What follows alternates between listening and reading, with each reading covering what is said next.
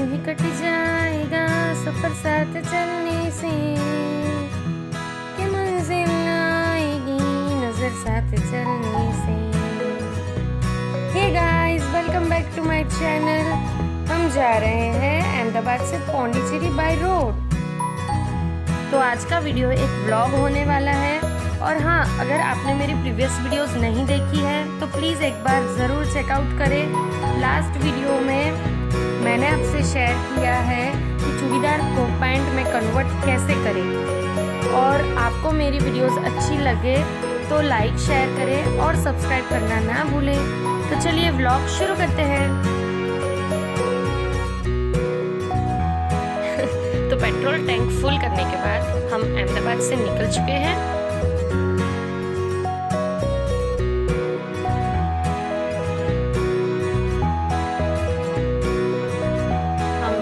Baroda express highway पे।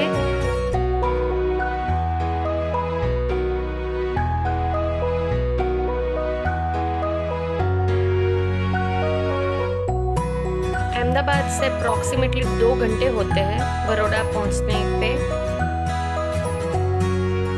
और अब है डिनर टाइम। थोड़ा रिलैक्स करने के बाद हम आगे बढ़ेंगे। यहीं पे रुके हैं हम थोड़ी देर के लिए।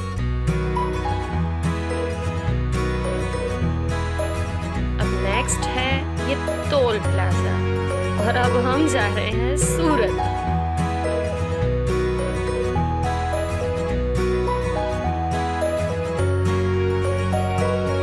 देखिए आप, ये रात में ये ब्रिज कैसा लगता है और दिन में कैसा लगता है ये भी दिखाती हूँ मैं आपको।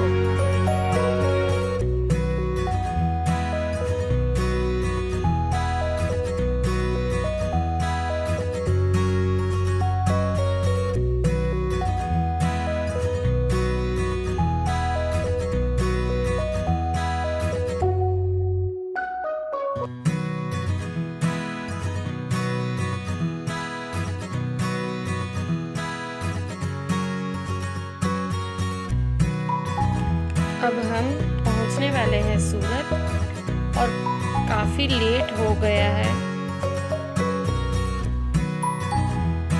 तो चाय के लिए यहाँ रुके हैं।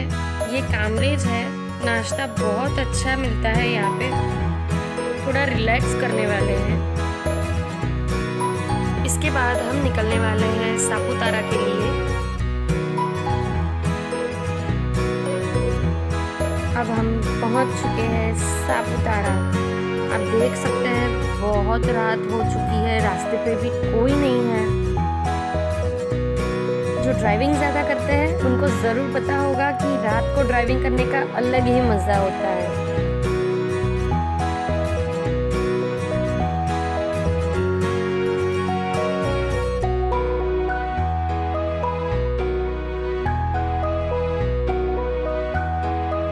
अब सापुतारा से आगे हम लोग निकल रहे हैं नासिक के लिए। तो चलिए नासिक चलते हैं।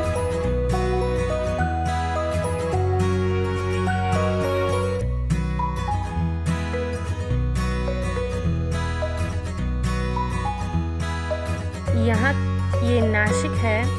यहाँ के लोकल लोग बताते हैं यहाँ टोटल 11 मंदिर है। पर बहुत सारे लोगों को मैंने पूछा, 11 मंदिर का परफेक्ट एड्रेस ये लोग नहीं बता रहे हैं। तो हमें अपने आप ही ढूंढते हुए जाना पड़ रहा है।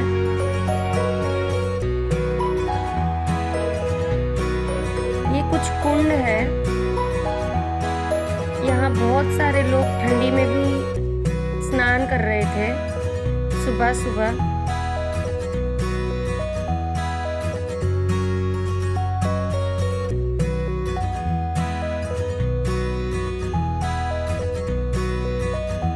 अब हम जा रहे हैं पंचवटी मंदिर की तरफ। अगर आपने रामायण पढ़ी है तो आपको ज़रूर पता होगा कि पंचवटी मंदिर में क्या है।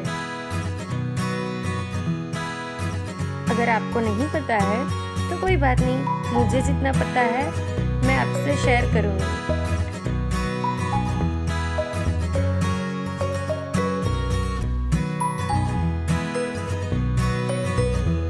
तो ये है पंचवटी मंदिर। इस जगह पे 5 वृक्ष है, जिसके वजह से इसे पंचवटी मंदिर कहा जाता है। ये वही जगह है जहाँ लक्ष्मण जी ने शूर्पणखा का नाक काटा था।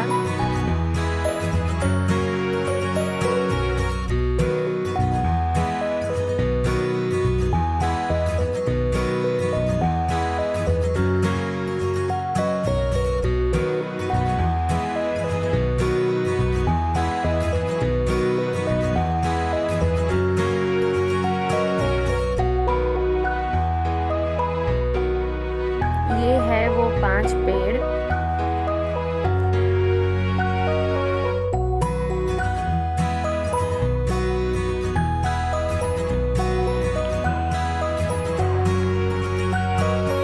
पंचवटी मंदिर के सामने ही ये गोदावरी संगम है, जहाँ 3 नदियों का संगम होता है। यहाँ से हम निकलने वाले हैं त्र्यंबकेश्वर महादेव के लिए। हम त्र्यंबकेश्वर महादेव पहुँच चुके हैं। ये एंट्रेंस है उसका। मंदिर में एंटर हो रहे हैं। अंदर फोटोज या वीडियोस अलाउ नहीं है, तो वो तो मैं आपको नहीं दिखा सकती, पर ये बाहर स्क्रीन जो है उस पर आप देख सकते हैं, महादेव जी का दर्शन कर सकते हैं। महादेव जी के दर्शन के बाद चाय नाश्ता हो जाए, तो हम रुके हैं यहाँ पे थोड़ी देर के लिए चाय नाश्ते के लिए। अब हम आगे बढ़ रहे हैं शिरडी की तरफ।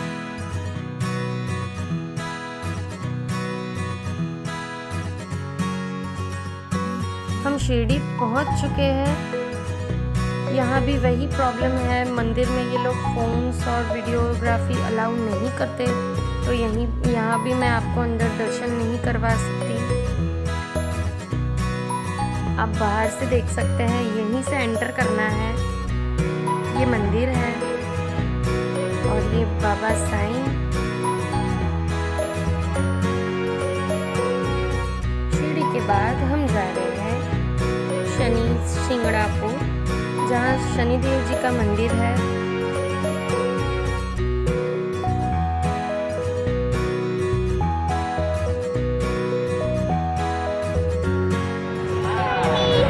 शिरडी के बाद हम आ चुके हैं शनि शिंगणापुर, जो शिरडी से कुछ 72 या 73 किलोमीटर्स की दूरी पे है। यहाँ कुछ स्पेशलिटी है, यहाँ कहीं भी दरवाजे नहीं है, ना मंदिर में ना शॉप में। पता नहीं यहाँ लोगों की क्या मान्यताएं हैं, पर ये बात सही है।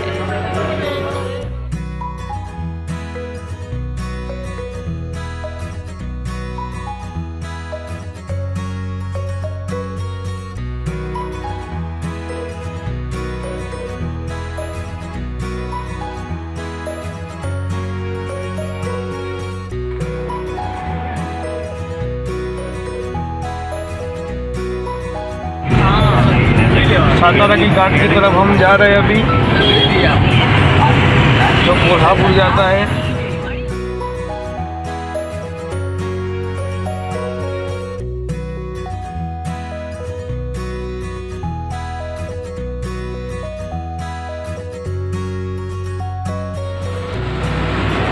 यही घाट से हम जा रहे हैं कोल्हापुर की तरफ।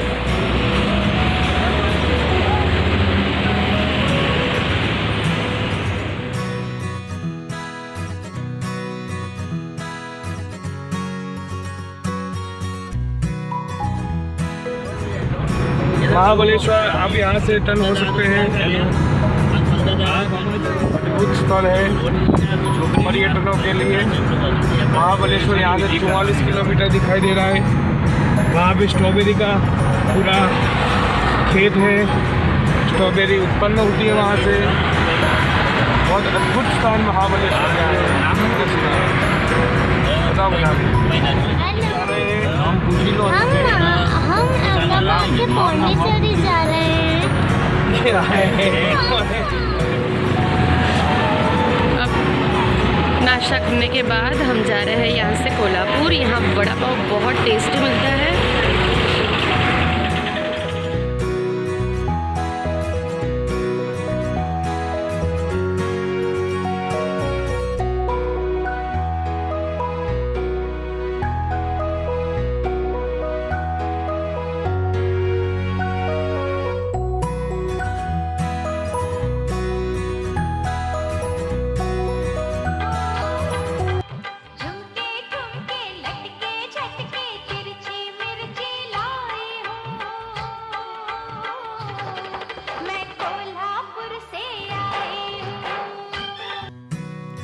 माँ पार्वती ने इस जगह पर कोल्हासुर नाम के असुर का वध किया था।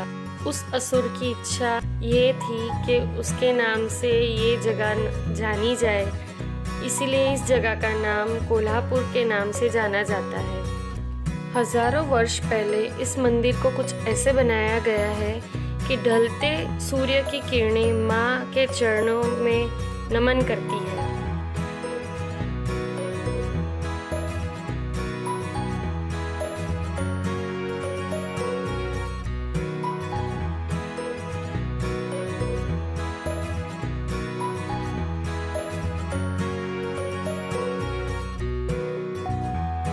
अब हम निकल चुके हैं कोल्हापुर से बेंगलोर जाने के रास्ते पे। कोल्हापुर से निकलते ही आप कुछ नाश्ता ले ले साथ में, क्योंकि इस हाईवे पर आपको कुछ भी नहीं मिलेगा, ना चाय पानी ना नाश्ता। अगर आप भी 100% वेजिटेरियन है तो आपके लिए हम जिस जगह पे रुके हैं वो रेस्टोरेंट आखिरी वेजिटेरियन रेस्टोरेंट है इस हाईवे पे। यहीं पे थोड़ा रेस्ट करने के बाद सुबह होते ही हम निकलने वाले हैं बेंगलोर के लिए।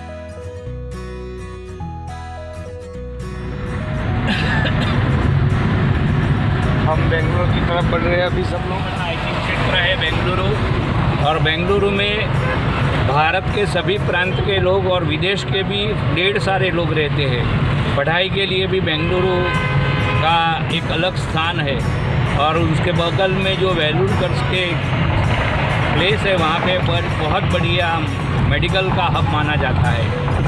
ऐसा बढ़िया पढ़ने का क्षेत्र और संस्कारी नगरी जिसको हम बोल सकते हैं वो बेंगलुरु है। तो हम अभी बेंगलुरु की ओर जा रहे हैं। आपको रास्ते का दर्शन करा रहे हैं। काफ़ी आनंद आपको भी आए और हमको भी आनंद मिले कि हम आप तक हमेरा आज तक का लाइव ट्रैवलिंग का मैसेज ये मोबाइल की ज़रिए से पहुंचा रहे हैं। तो कृपया हमें लाइक कीजिए, और हमको भी आनंद होगा कि आप हमको याद करते हैं। और कुछ हमारी जो बढ़िया स्मृतियाँ होगी वो हम आपको भेजेंगे। धन्यवाद। आप सबको मिलकर खुशी हुई, ऐसा आनंद मिलता रहे।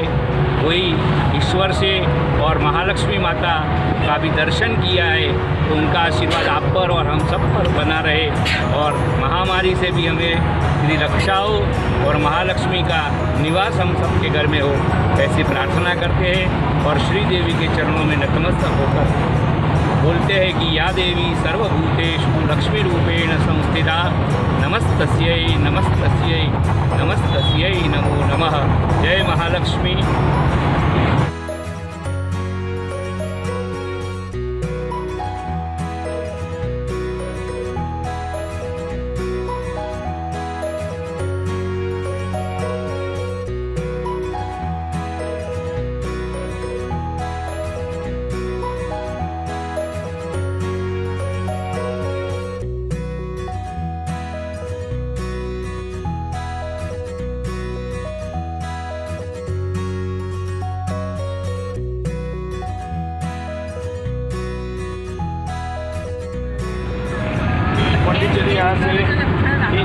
किलोमीटर बाकी है अभी। बढ़िया आपको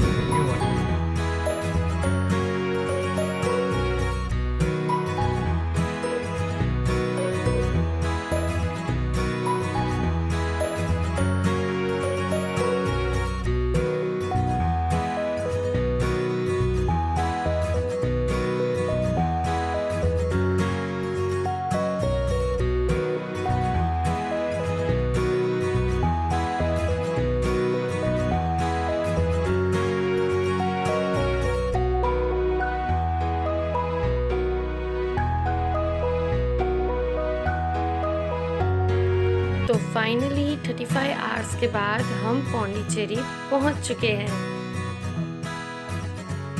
मिलते हैं अगले नए वीडियो के साथ। Till then keep smiling, take care.